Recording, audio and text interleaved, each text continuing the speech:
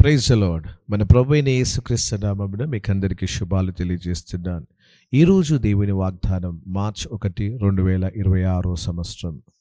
పరిశుద్ధ లేఖన భాగం నుంచి యెషయా గ్రంథము 53వ అధ్యాయము 4వ వచనం. నిశ్చయముగా అతడు మన రోగములను భరించెను, మన వ్యసనములను వహించెను. యేసుక్రీస్తుల వారు ఆయన 2000 సంవత్సరం క్రితం ఈ లోకానికి వచ్చాడు. ఆయన మన వ్యసనములను భరించాడు, మన రోగములను సహించాడు. ఆయన ఈ లోకానికి ఎందుకు వచ్చాడు? ప్రతి ఒక్క పాపినికి విడుదల ఇవ్వడానికి, ప్రతి ఒక్క పాపి రక్షణ అనుభవంలోనికి రావడానికి, ప్రతి ఒక్కరూ మారుమనసు పొందాలని తండ్రి అయిన దేవుడు తన కుమారుడైన యేసుక్రీస్తుని ఈ లోకానికి పంపించాడు. ఆయన మన రోగములను భరించి, మన వ్యసనములను సహించి, ఆయన మన కోసము పాప పరిహారార్థ బలిగా అర్పించబడ్డాడు. పొందుకున్న ఈ రక్షణను బట్టి దేవుని మనం స్తుతించుదాం. ఆయన ప్రేమగల దేవుడు, కనికరము గల దేవుడు, ఆయన వాత్సల్యత పూర్ణుడు.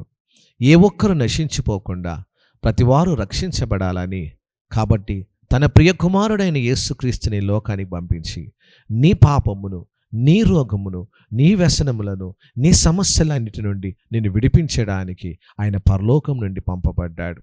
అయితే యేసు నిన్ను ప్రేమిస్తున్నాడు. యేసు నీ ప్రార్థన వింటున్నాడు. ఈ నెల దేవుని యొక్క కృప నీ మీద ఉండబోతున్నది. నువ్వు ఎలాంటి సమస్యలో ఉన్నా, శోధనలో ఉన్నా, బలహీనతలో ఉన్నా, ఇరుకులో ఉన్నా, ఇబ్బందులున్నా వాటన్నిటి నుండి విడిపించే గొప్ప దేవుడు యేసుక్రీస్తుల వారు. అయితే నీ హృదయాన్ని తెరిచి యేసయ్యా నా హృదయంలోకి రమ్మని ప్రభుని అడిగినట్లయితే ఆయన తప్పక నీ హృదయంలోకి వచ్చి నీ రోగములను, నీ వ్యసనములను, నీ పాపమును, నీ శాపమును కొట్టివేయటకు శక్తిగల సమర్థుడు. కాబట్టి యేసుక్రీస్తు నిన్ను ప్రేమిస్తున్నాడు. నీ కోసం ఆయన ఈ లోకానికి వచ్చి ఆయన మరణించి 3వ దినాన తిరిగి లేచిన గొప్ప దేవుడు. ఆ దేవాతి దేవుడు మనకు అనుగ్రహించిన ఈ గొప్ప రక్షణను బట్టి ప్రభుని మనం స్తుతించుదాం. Let us pray. తండ్రి, నీ పాదాలకు స్తోత్రములు నాయన. నిశ్చయముగా మా రోగములన్నిటిని భరించి, మా వ్యసనములన్నిటిని సహించి, మా పాపములను, మా దోషములు, మా అతిక్రమములన్నిటినీ మీ శిలువ రక్తంలో కడిగినందుకు స్తోత్రాలు తెలియజేస్తున్నాం. నీవెంతైనా నమ్మదగిన దేవుడవు నాయన. ప్రభువా, మా ప్రార్థనలు ఆలకించువాడానికి స్తోత్రములు తెలియజేస్తున్నాం.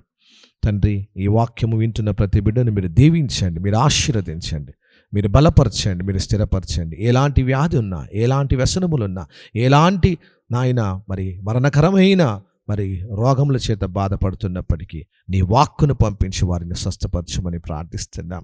కృపాసత్య సంపృడుగా, త్రియేక దేవుడిగా, బలమైన తండ్రివిగా, రాజుగా, కాపరిగా, ఎల్హోయిగా, ఎల్షదాయిగా, ఎబినేజర్గా మీరు మాకు తోడున్నందుకు వందనాలు తెలియజేస్తూ ఈ మార్చి మాసం అంతా నీ కృప, నీ కాపుదల, నీ భద్రత, నీ బిడ్డలకు తోడు ఉంచమని నీకే మహిమ, ఘనత, ప్రభావాలు తెలియజేస్తూ యేసు శక్తిగల నామమున ప్రార్థించి వేడుకుంటున్నాను తండ్రి.